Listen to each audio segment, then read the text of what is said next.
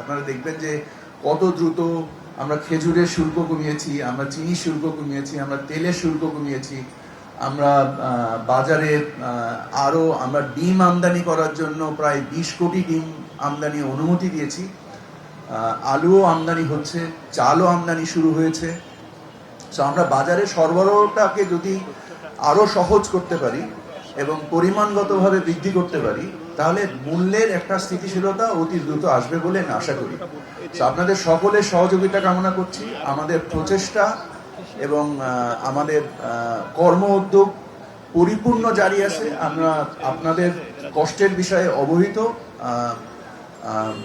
আপনাদের মাধ্যমে মহান সৃষ্টিকর্তার কাছে, আল্লাহর কাছে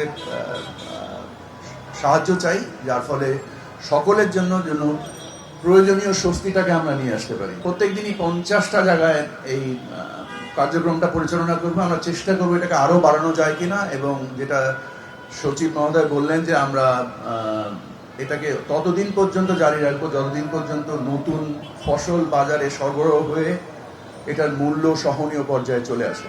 সো আশা করি ইনশাআল্লাহ আমরা সকলে মিলে একত্রিতভাবে প্রচেষ্টার মাধ্যমে বাজারে একটা স্বস্তি আনার ব্যবস্থা করব।